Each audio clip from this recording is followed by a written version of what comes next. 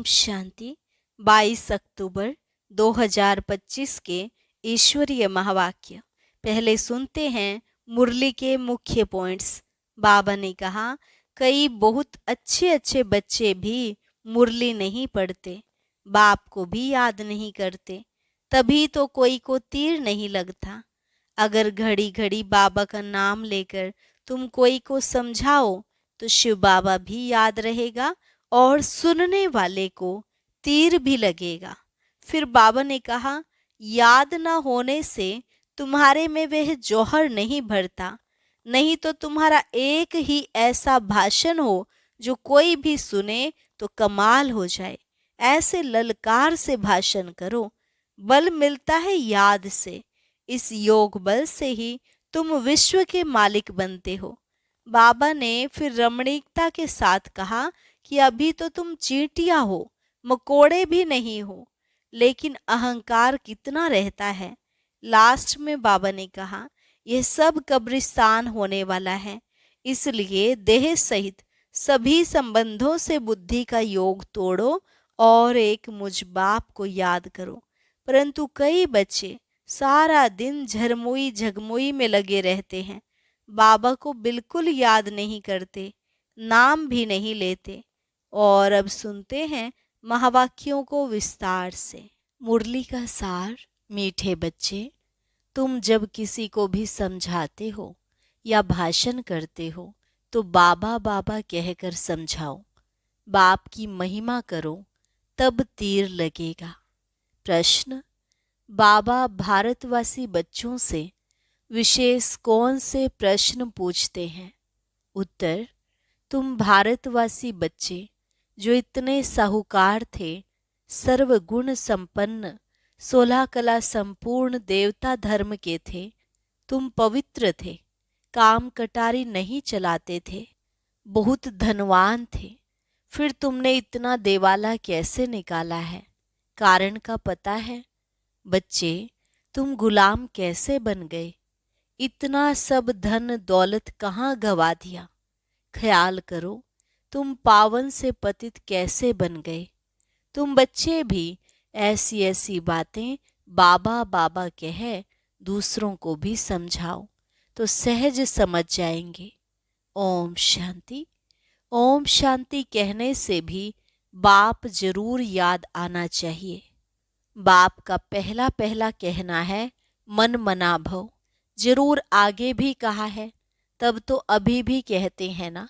तुम बच्चे बाप को जानते हो, जब कहाँ सभा में भाषण करने जाते हो वो लोग तो बाप को जानते नहीं, तो उनको भी ऐसे कहना चाहिए कि शिव बाबा कहते हैं, वही पतित पावन है, जरूर पावन बनाने के लिए यहाँ आकर समझाते हैं। जैसे बाबा यहाँ तुमको कहते हैं, हे बच्चों, तुमको स्वर्ग का मालिक बनाया था, तुम आदि सनातन देवी देवता धर्म वाले विश्व के मालिक थे, वैसे तुमको भी बोलना चाहिए कि बाबा यह कहते हैं। ऐसे कोई के भाषण का समाचार आया नहीं है। शिव बाबा कहते हैं, मुझे ऊंच ते ऊंच मानते हो, पतित पावन भी मानते हो, मैं आता भी भारत में हूँ और राजयोग सिखलाने आता हूँ।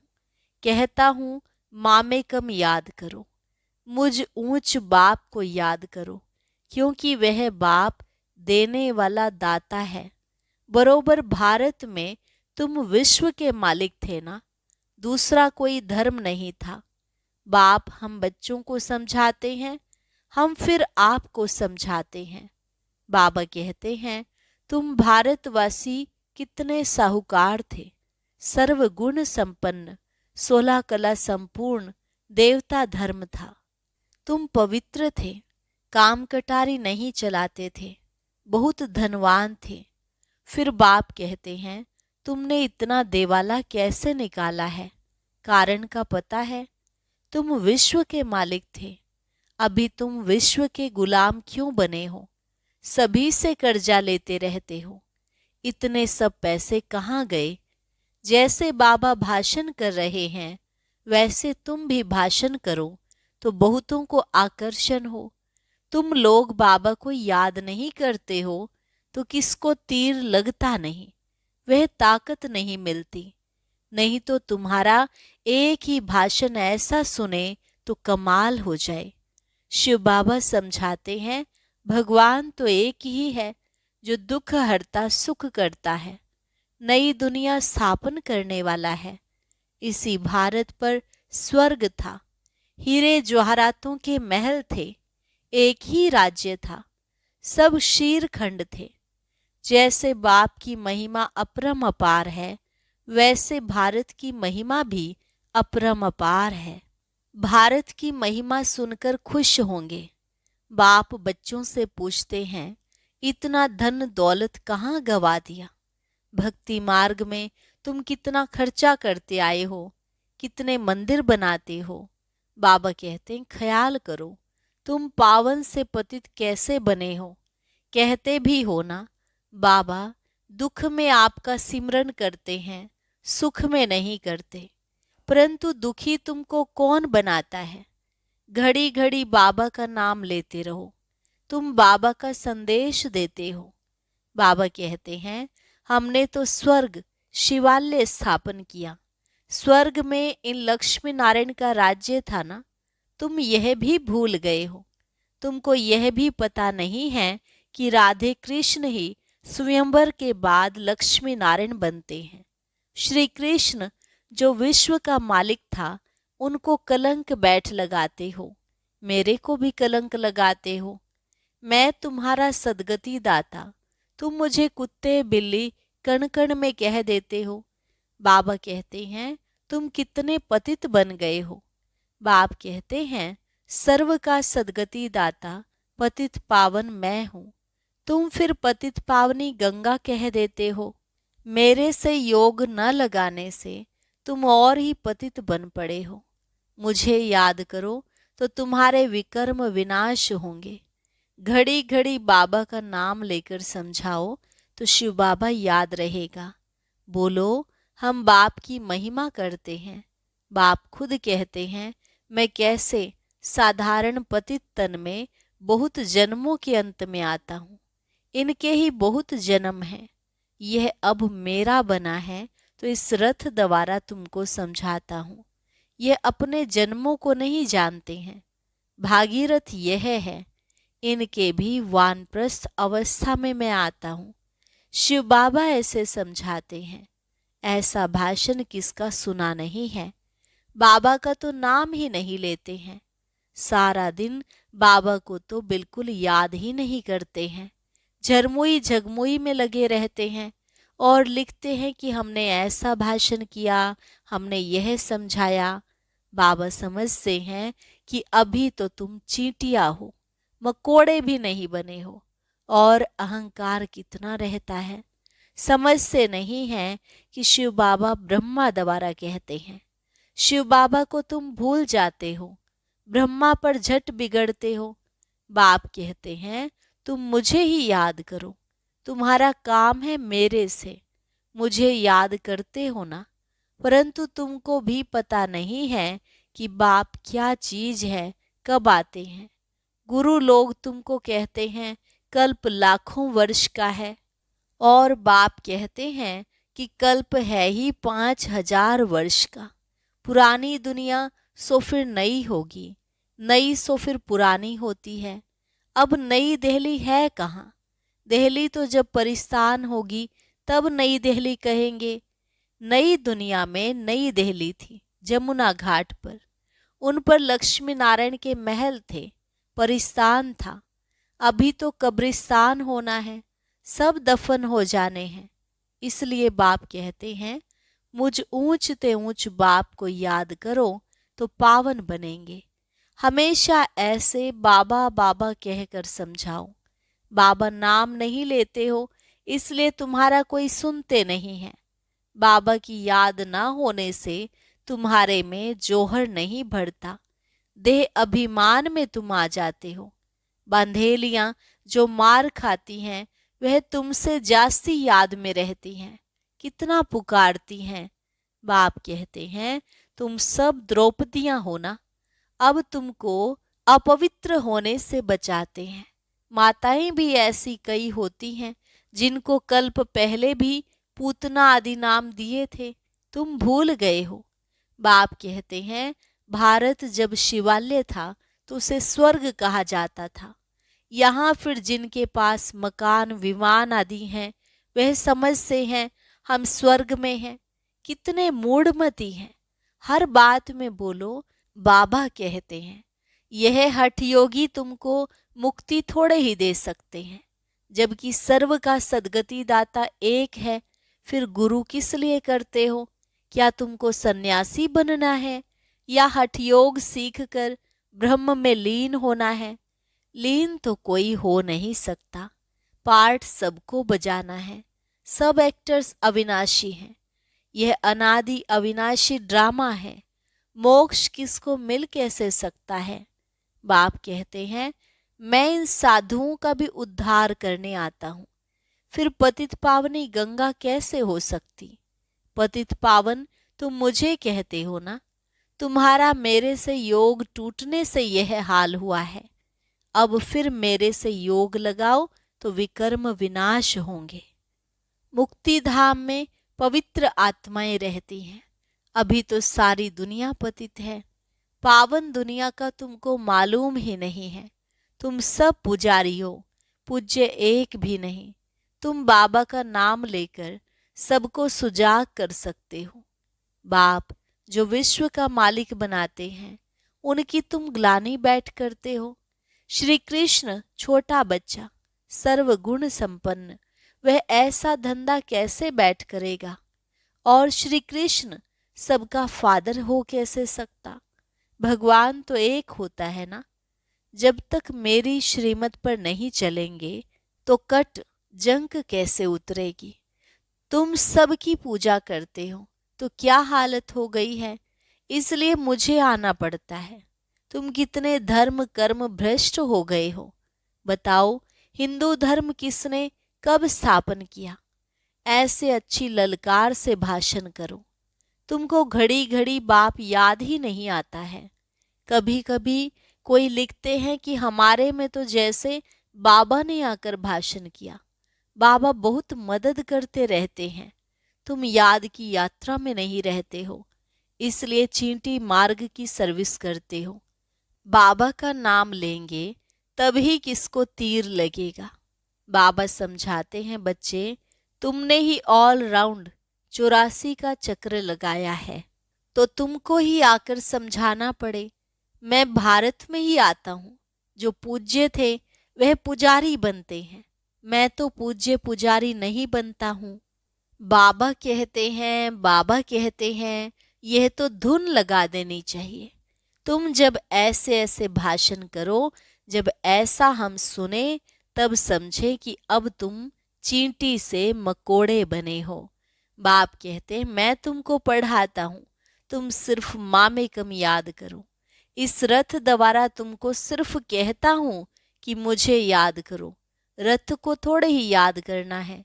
बाबा ऐसे कहते हैं, बाबा यह समझाते हैं, ऐसे ऐसे तुम बोलो, फिर देखो तुम्हारा कितना प्रभाव निकलता है। बाप कहते हैं देह सहित सभी संबंधों से बुद्धि का योग तोड़ो। अपनी देह भी छोड़ी तो बाकी रही आत्मा। अपने को आत्मा समझ मुझ बाप को याद करो। कई कहते हैं अहम ब्रह्मस्मि, माया के हम मालिक हैं। बाप कहते हैं तुम यह भी नहीं जानते कि माया किसको कहा जाता और संपत्ति किसको कहा जाता है। तुम धन को माया कह देते हो। ऐसे ऐसे तुम समझा सकते हो। बहुत अच्छे अच्छे बच्चे भी मुरली नहीं पढ़ते हैं, बाप को याद नहीं करते तो तीर नहीं लगता, क्योंकि याद का बल नहीं मिलता। बल मिलता है याद से, जिस योग बल से तुम विश्व के मालिक बनते हो। बच्चे हर बात में बाबा का नाम लेते रहो तो कभी कोई कुछ कह ना सके। सर्व का भगवान बाप तो एक है या सभी भगवान हैं? कहते हैं हम फलाने सन्यासी के फॉलोवर्स हैं। अब वह सन्यासी और तुम गृहस्थी तो तुम फॉलोवर्स कैसे ठहरे? गाते भी हैं झूठी माया झूठी काया, झूठा सब संसार, सच्चा तो एक ही बाप है, वह जब तक ना आए तो हम सच्चे नहीं बन सकते हैं। मुक्ति जीवन मुक्ति दाता एक ही है, बाकी कोई भी मुक्ति थोड़े ही देते हैं जो हम उनके बने। बाबा कहते ये भी ड्रामा में था, अब सावधान हो, आंखें खोलो। बाबा ऐसे कहते हैं, यह कहने से तुम छूट जाएंगे, तुम्हारे ऊपर कोई बकवाद नहीं करेंगे। त्रिमूर्ति शिव बाबा कहना है, सिर्फ शिव नहीं, त्रिमूर्ति को किसने रचा? ब्रह्मा द्वारा स्थापना कौन कराते हैं? क्या ब्रह्मा क्रिएटर हैं? ऐसे ऐसे नशे से बोलो तब काम कर सकते हो, नहीं तो देह अभिमान में बैठ भाषण करते हैं। बाप समझाते हैं यह अनेक धर्मों का कल्प वृक्ष है। पहले पहले है देवी देवता धर्म, अब वह देवता धर्म कहाँ से आया? लाखों वर्ष कह देते हैं, यह तो 5000 वर्ष की बात है। तुम मंदिर भी उन्हों के बनाते रहते हो। दिखाते हैं पांडवों और कौरवों की लड़ाई लगी, पांडव पहाड़ों पर गल मरे, फिर क्या हुआ? मैं कैसे हिंसा करूंगा? मैं तो तुमको अहिंसक वैष्णव बनाता हूं। काम कटारी ना चलाना, उसको ही वैष्णव कहते हैं। वह है विष्णु की वंशावली। अच्छा, मीठे मीठे सिकिलधे बच्चों प्रति मात पिता बाप दादा का याद प्यार और गुड मॉर्निंग। रूहानी बाप की रूहानी बच्चों को नमस्ते। रूहानी बच्चों की रूहानी बाप दादा को नमस्ते नमस्ते, गुड मॉर्निंग, शुक्रिया बाबा, शुक्रिया। धारणा के लिए मुख्य सार। पहली पॉइंट, सर्विस में सफलता प्राप्त करने के लिए अहंकार को छोड़ हर बात में बाबा का नाम लेना है। याद में रहकर सेवा करनी है। झरमोई झकमोई में अपना टाइम वेस्ट नहीं करना है। सच्चा सच्चा वैष्णव बनना है, कोई भी हिंसा नहीं करनी है। देह सहित सभी संबंधों से बुद्धि योग तोड़ देना है। वरदान, हांजी के पाठ द्वारा सेवाओं में महान बनने वाले सर्व की दुआओं के पात्र भव। हांजी के पाठ द्वारा सेवाओं में महान बनने वाले सर्व की दुआओं के पात्र भव। कोई भी सेवा खुशी और उमंग से करते हुए सदा ध्यान रहे कि जो सेवा हो उसमें सर्व की दुआएं प्राप्त हो, क्योंकि जहां दुआएं होंगी वहां मेहनत नहीं होगी। अभी यही लक्ष्य हो कि जिसके भी संपर्क में आए उसकी दुआएं लेते जाए। हांजी का पाठ ही दुआएं लेने का साधन है। कोई रोंग भी हो तो उसे रोंग कहकर धक्का देने की बजाय सहारा देकर खड़ा करो, सहयोगी बनो, तो उससे भी संतुष्टता की दुआएं मिलेंगी। जो दुआएं लेने में महान बनते हैं वे स्वतः महान बन जाते हैं। स्लोगन, हार्ड वर्कर के साथ साथ अपनी स्थिति भी हार्ड मजबूत बनाने का लक्ष्य रखो। हार्ड वर्कर के साथ साथ अपनी स्थिति भी हार्ड मजबूत बनाने का लक्ष्य रखो। अव्यक्त इशारा, स्वयं और सर्व के प्रति मनसा द्वारा योग की शक्तियों का प्रयोग करो। योग का प्रयोग अर्थात अपने शुद्ध संकल्पों का प्रयोग तन मन संस्कारों पर अनुभव करते आगे बढ़ते जाओ। इसमें एक दो को नहीं देखो, यह क्या करते यह नहीं करते, पुराने करते वह नहीं करते, यह नहीं देखो। पहले मैं इस अनुभव में आगे आ जाऊं, क्योंकि यह अपने आंतरिक पुरुषार्थ की बात है। जब ऐसे व्यक्तिगत रूप में इसी प्रयोग में लग जाएंगे, वृद्धि को पाते रहेंगे, तब एक एक के शांति की शक्ति का संगठित रूप में विश्व के सामने प्रभाव पड़ेगा। और अभी सुनते हैं आज का अव्यक्त ज्ञान मोती।